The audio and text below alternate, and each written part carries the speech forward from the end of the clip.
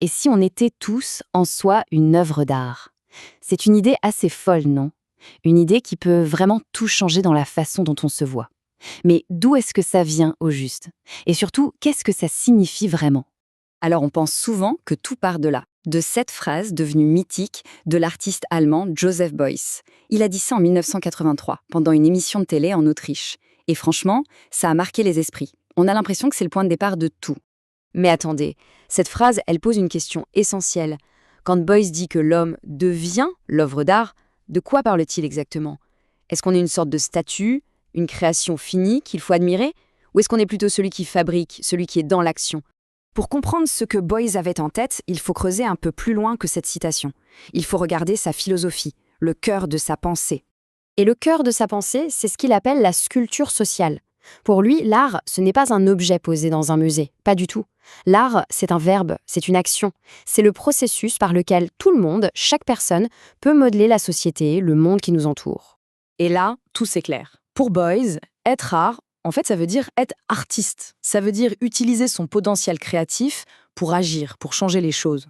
Quand on voit des mouvements comme Fridays for Future, où des gens s'unissent pour transformer la société, eh bien, c'est exactement ça, sa vision.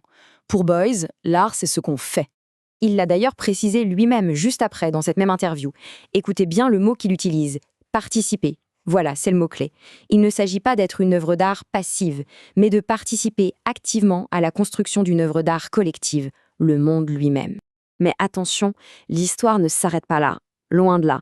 Parce que, et si l'idée la plus radicale, celle qui dit qu'un humain est une œuvre d'art juste par le fait d'exister, et si cette idée avait été formulée bien avant? C'est là que ça devient vraiment passionnant. On va mettre de côté un instant l'idée d'action et de potentiel. Concentrons-nous sur le simple fait d'être, l'idée que notre simple présence, là maintenant, est déjà une œuvre d'art complète. Et quand on regarde les dates, il n'y a pas photo. En 1961, soit 22 ans avant l'interview de Beuys, un autre artiste allemand, Tim Ulrich, s'est autoproclamé première œuvre d'art vivante.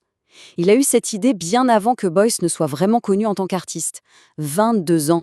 On se retrouve donc face à un vrai choc des philosophies. Deux manières totalement différentes de voir l'humain comme une œuvre d'art. Alors, pour résumer, c'est très simple. D'un côté, on a Beuys, pour qui l'art, c'est faire. L'humain est un créateur en puissance, un acteur du changement. Et de l'autre, on a Ulrich, pour qui l'art, c'est être. L'humain n'est pas celui qui crée l'œuvre. Il est l'œuvre, finie, complète, juste par son existence. Et c'est ça qui est absolument radical chez Ulrich. Son idée nous libère de l'obligation de faire quelque chose. Pas besoin de créer quoi que ce soit, pas besoin de changer le monde pour être de l'art. Il suffit d'exister.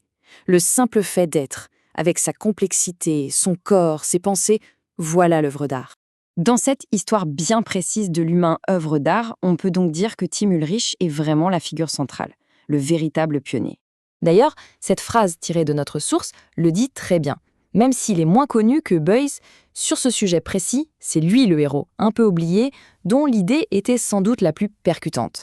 Et ça montre bien à quel point il était unique. Il ne s'intéressait pas au potentiel, mais à la réalité de l'être. L'humain comme un fait artistique qui se suffit à lui-même. Et vous allez voir, c'est une vision qui s'est révélée incroyablement prophétique. D'accord, mais concrètement, comment on fait pour vivre cette idée, pour la ressentir au quotidien? Eh bien, Ulrich a utilisé un outil d'une simplicité et d'une puissance redoutable pour faire passer son message. Pas de peinture, pas de sculpture, juste un miroir. Imaginez la scène.